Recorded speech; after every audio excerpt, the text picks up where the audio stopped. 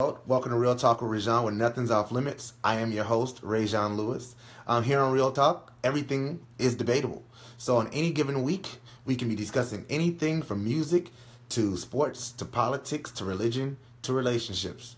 All right, so you name it, we'll discuss it. Now, as I go through this, I want you guys to feel free to ask questions, to comment. The whole purpose of this show is to not only to talk about things that are being talked about already, but to engage further discussion and to carry certain discussions further. So I want to hear different perspectives. If you feel like there's something you can definitely add to the conversation, I'd love to bring you on and have you talk about it a little bit. Of course, you couldn't. I don't want you to take over my show. Hey, Kim, I see you in here. I don't want you to take over the show, of course, but I do want the different perspectives, and maybe we'll even do a segment at the end once we get through the show where we talk about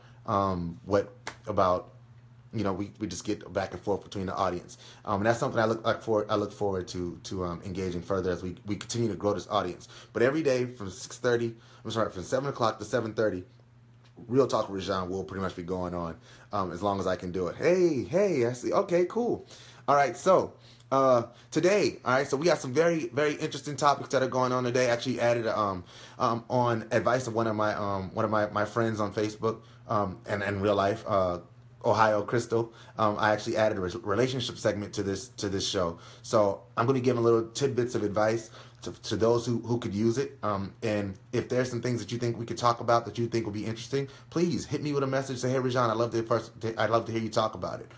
This is not just my show, it's your show. And I want you to look forward to watching it. And the only way to do that is if you feel like you're being engaged on a level that you could be interested in. We're going to start with talking about something that's pretty big in the news right now. Something that's being followed pretty widely, and I'm pretty sure a lot of you guys really have fatigue with it, but I want to talk about it because I believe that I provide a different type of perspective on it, and that's this Colin Kaepernick protest. All right. If you don't know, Colin Kaepernick is a football player who played for the San Francisco 49ers, and during last season, he started making a protest by kneeling on the sidelines during the national anthem. This was looked down.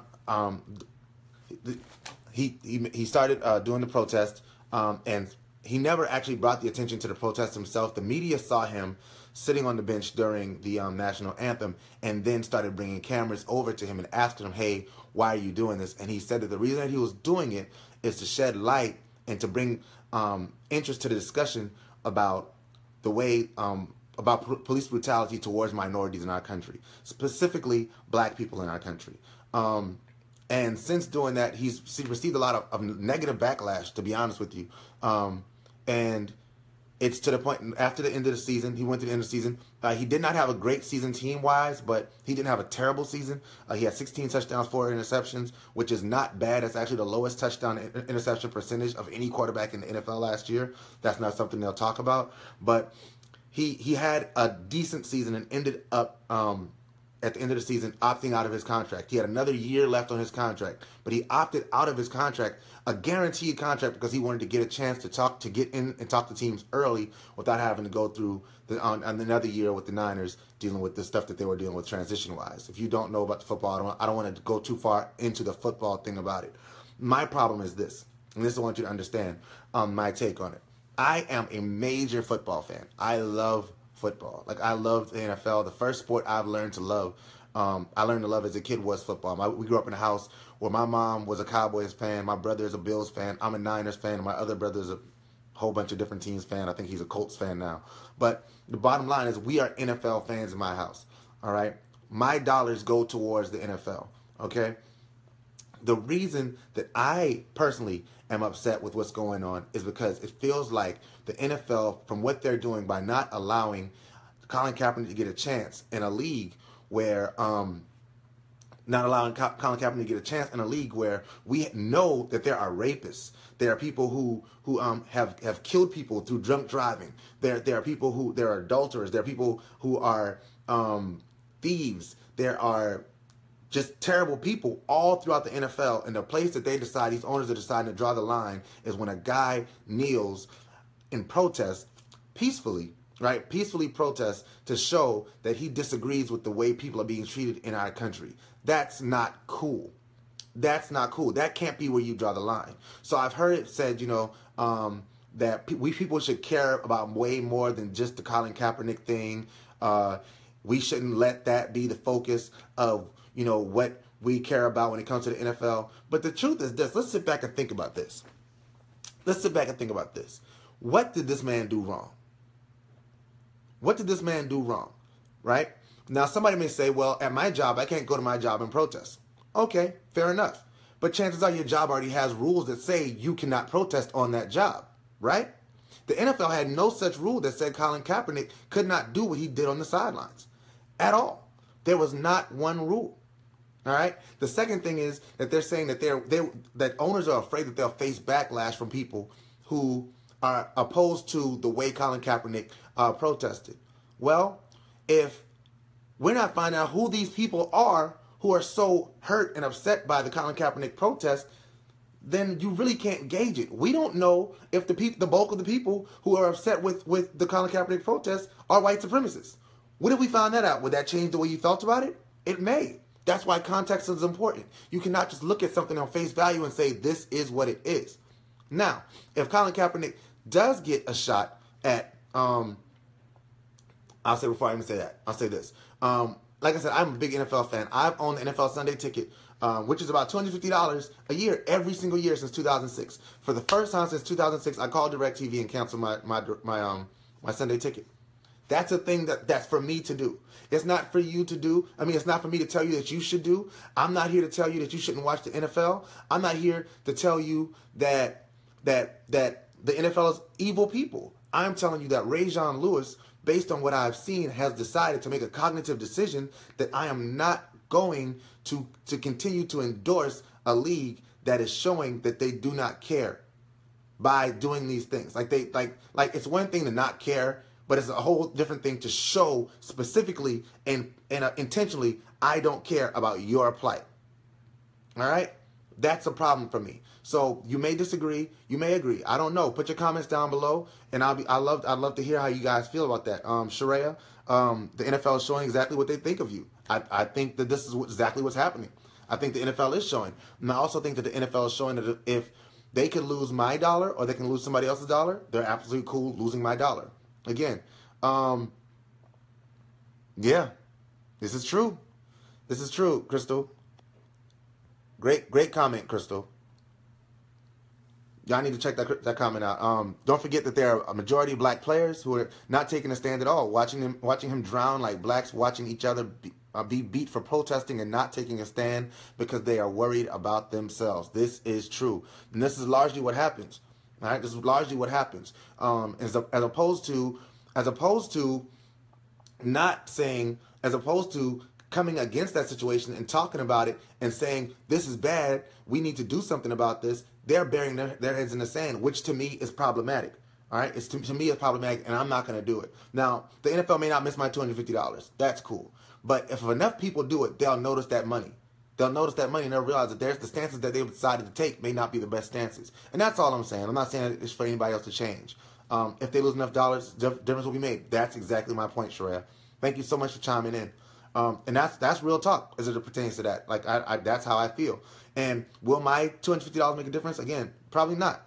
But if enough of us do it, if enough of us show that we will not allow the league to blackball somebody simply because they took a stand for people who need taking a stand for, then, maybe they'll change. Maybe things will change. Maybe not, but maybe it will.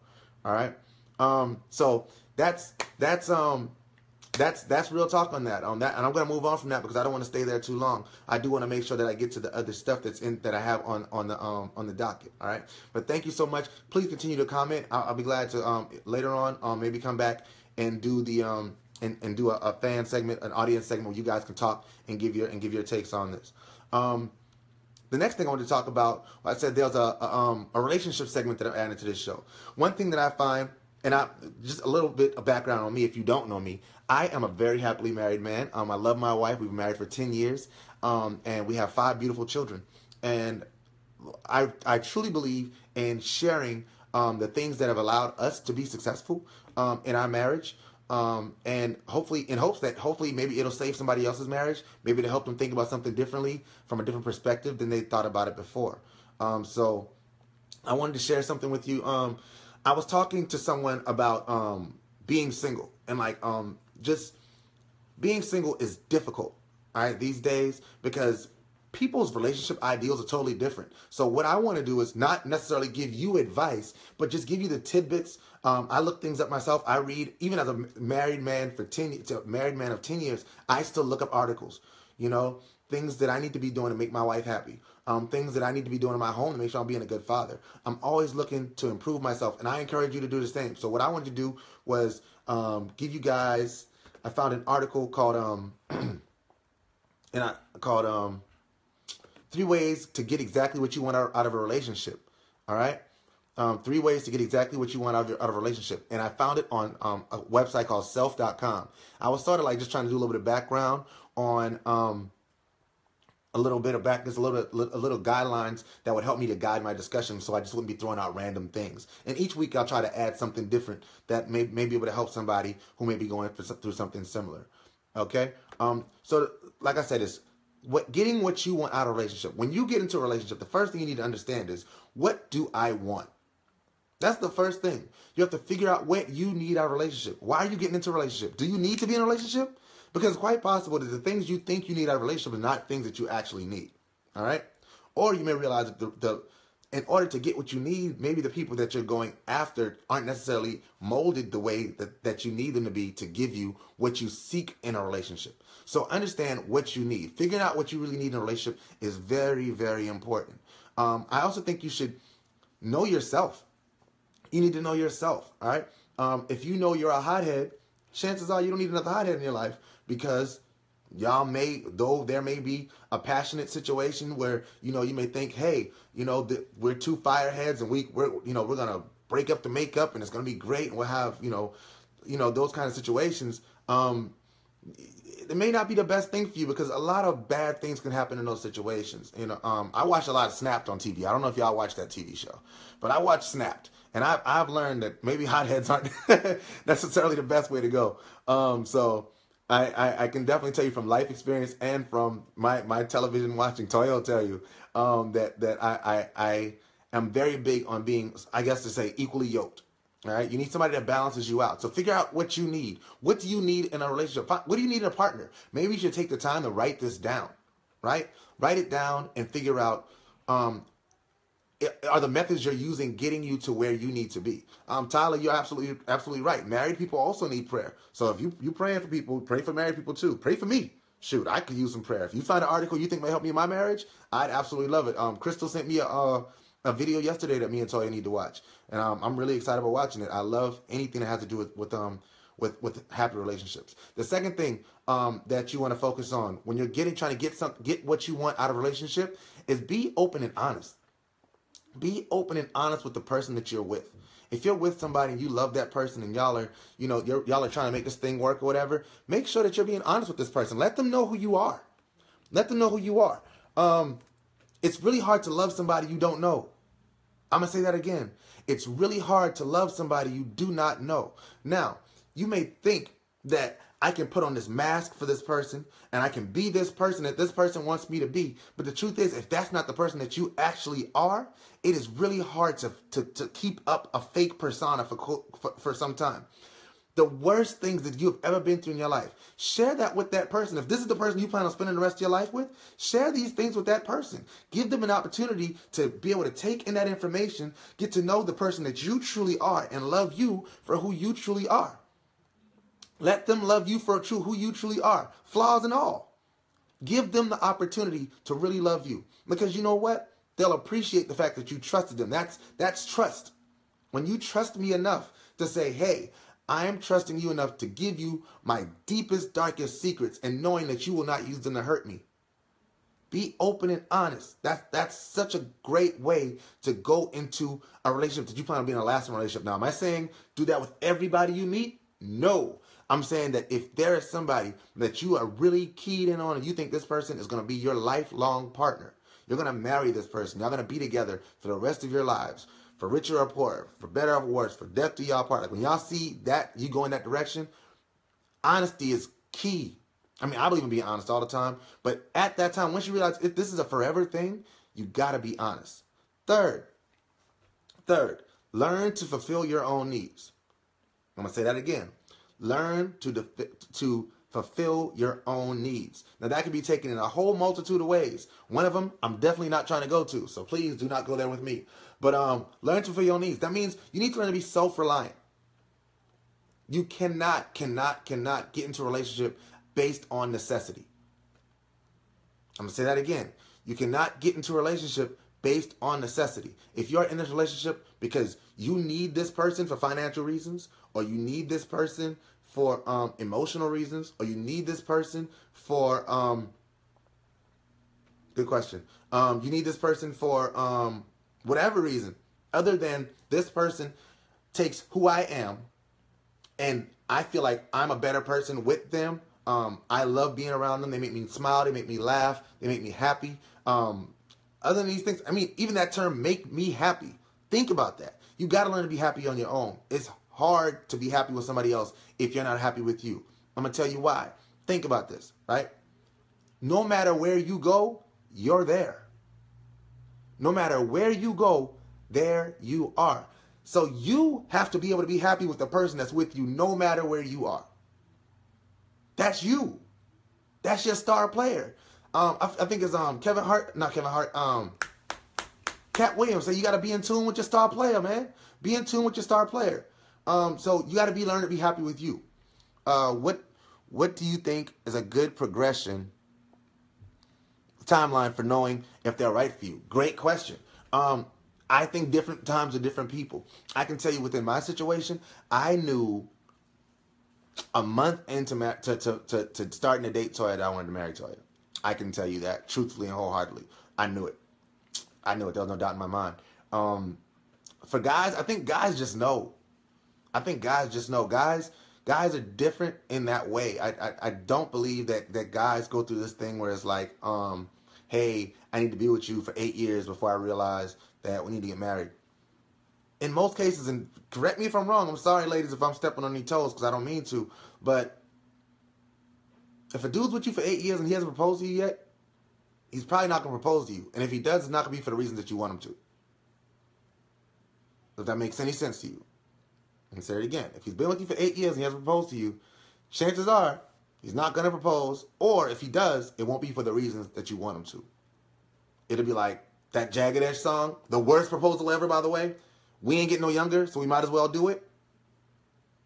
Like, hey, you're here, I'm here. I went and got this ring, and I don't want to make like fold my own laundry and buy my own groceries.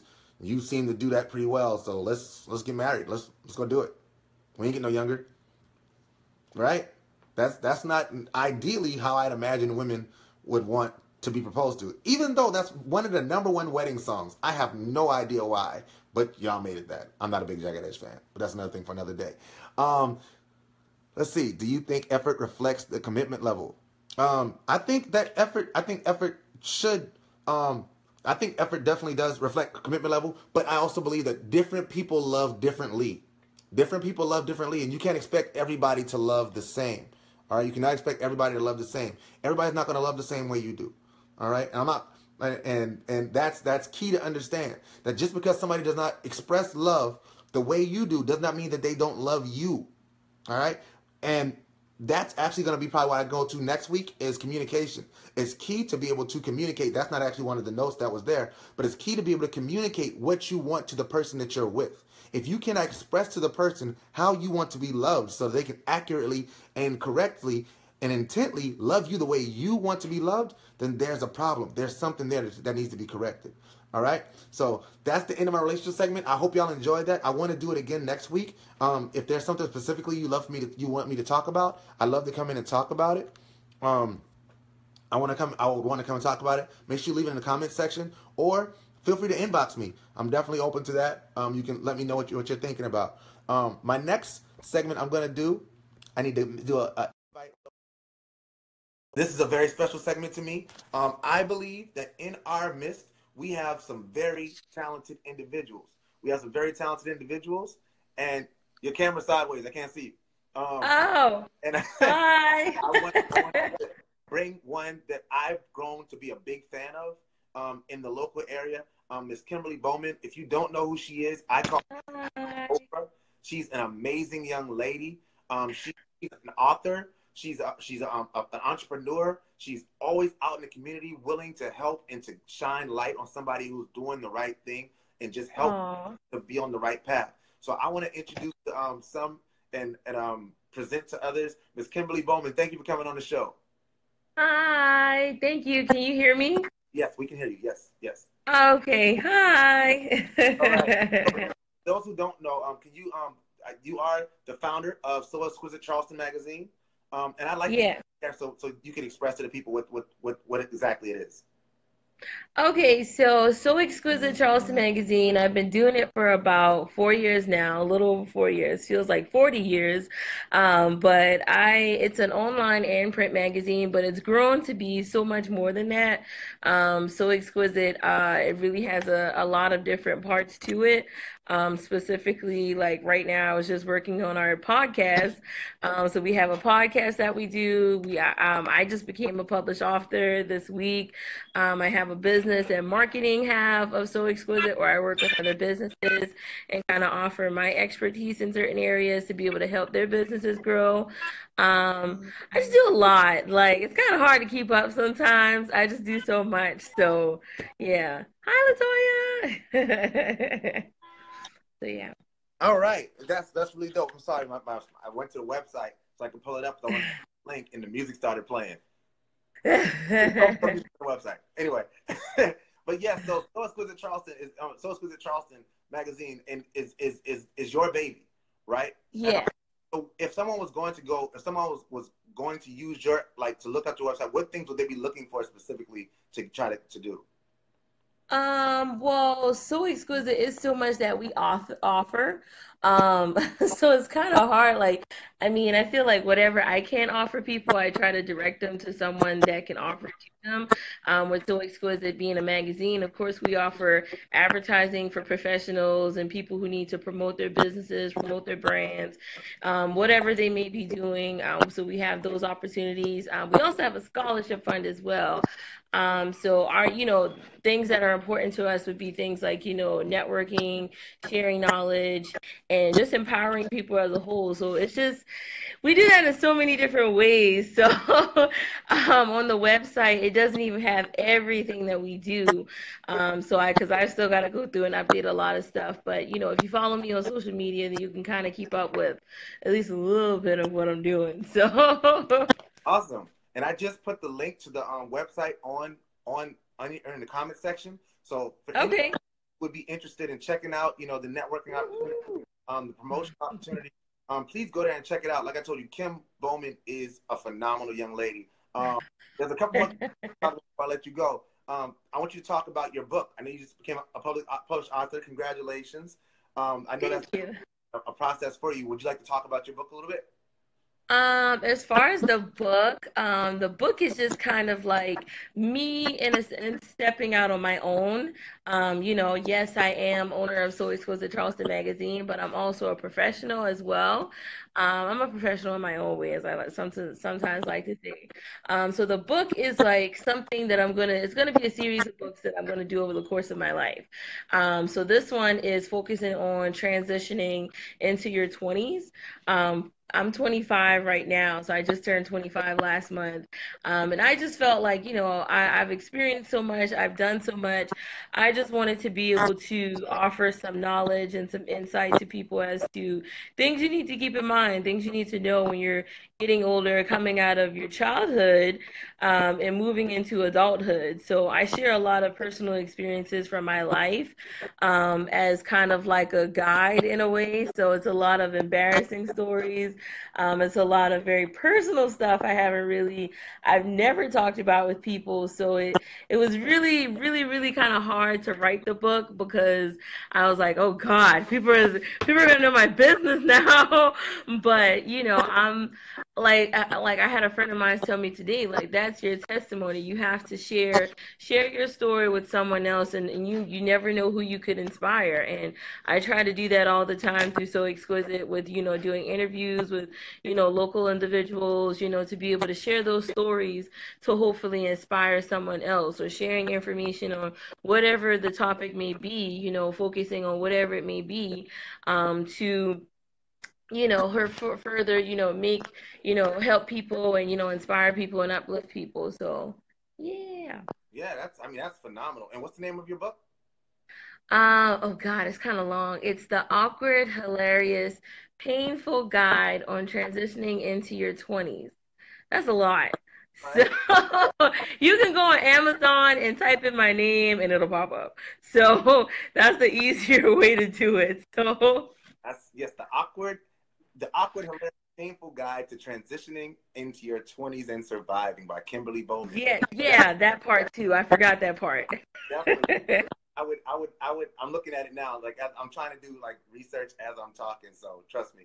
You're fine. I look forward to reading your book. I am out of my 20s, so oh, I definitely do think that that's a needed thing. I think the more we can do to give guidance to the young people that are out there, the better.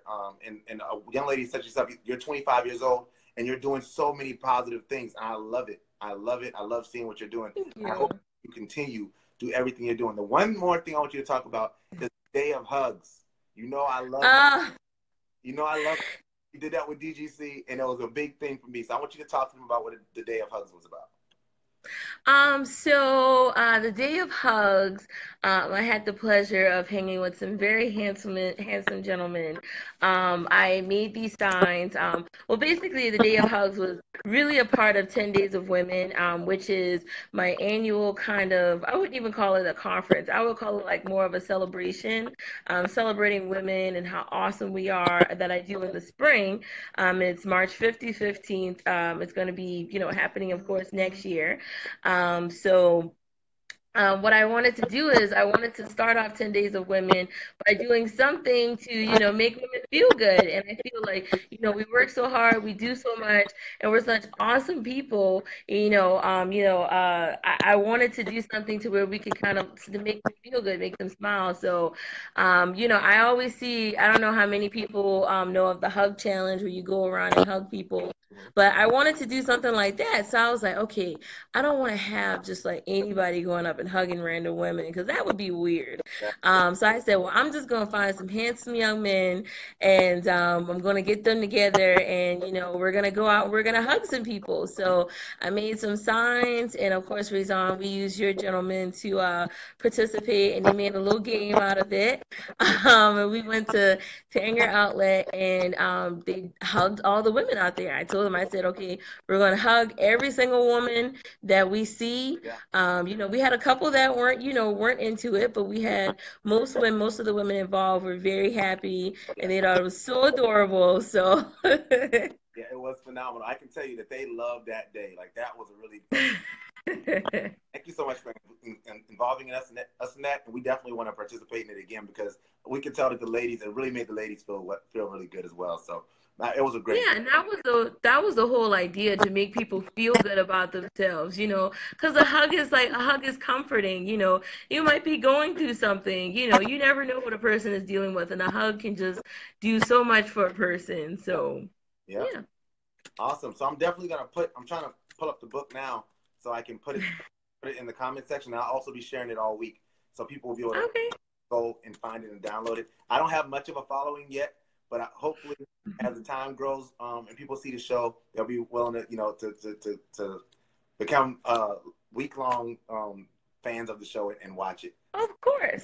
I hope for you to be able to be a bestseller, with our support. I hope so. I actually have another book that I'm working on. It's going to be, because I get so many people that always ask me, like, Kim, you're such an awesome entrepreneur. How do you do all these different things? So I'm writing a book, which is going to give a lot of insight, a lot of tips, a little bit of everything, helping other entrepreneurs to become a dope entrepreneur like me. It's going to be very interactive. So it's going to have a part of the book where you can actually write in there, like kind of like a little planner.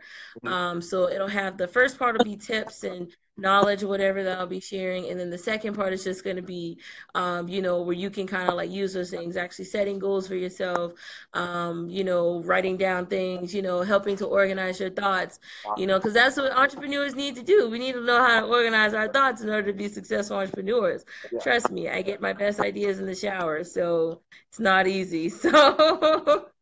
Well, thank you so much. I really appreciate it. Is there anything you wanted to before you left?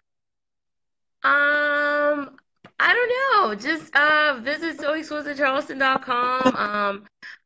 You can like us on Facebook. Facebook has a lot of, our events listed on there, so you can keep up with those there. I haven't quite updated the website with them yet, but definitely follow us on social media, Instagram at So Exquisite CHS. I'm on Twitter, but I don't really tweet, so don't go on Twitter. Just follow me on everything else, but not Twitter. So, and then you can find my personal page too. I'm a kind of an awesome person, so I was told I'm kind of funny too. So I don't know. Yeah, I think you're right. Well, thank you so much. I really appreciate you joining the show. Hopefully you'll come back and watch again next week. I don't know who my guest will be next week, but please come back. Well, I think it's gonna be Shakima. Hoping it's her, but we'll see. So thank you so much for joining. I really appreciate it, Kim. And make sure you again check out her book. Say it again. Name of the book. The Awkward, Hilarious, Painful Guide on Transitioning into Your 20s and Surviving. Very good. By Kimberly Bowman. It's on Amazon, and you can get it for your Kindle. She don't have the audiobook yet. Not an audiobook yet, but the next one I'm gonna try to do that. So yeah. So much, Kim. Thank you for your support, and I look forward to seeing what you do in the future. Thank you. No problem. Thank you. I'm gonna tag you out. Thank you. All right. So that was Kimberly Bowman. Again, check out her website. Check out her magazine, So Exquisite Charleston magazine. She's one of the talent. One of the many thousands, millions of talented people right here in the Charleston area. We don't have to go to Atlanta to find talented people. We don't got to go to Charlotte to find talented people. We have people right here that we can honor and appreciate right here. So that's one thing that I'm very focused on doing through this show is providing a spotlight for those people. So thank you to Kim Bowman, last week's guest. Thank you to LaToya Lewis, my wife, who was last week's guest. I don't know who next week's guest is going to be yet, but I'll find out soon. Before I go, I wanted to find out if there was any questions that you guys had. Anything that you thought about that throughout the show that you wanted to chime in on, that you want me to elaborate on. I know the relationship section seemed to go pretty well. So I look forward to bringing that back and seeing what we can talk about. I'm thinking we're going to go communication next week. And hopefully you enjoyed the discussion that we had throughout the time of the show. So I'm going to close here because no questions. So in closing, don't be the one left out because you didn't tune in. All right. And always remember that if a man doesn't stand for something, he will fall for anything. Now that's real talk. Peace.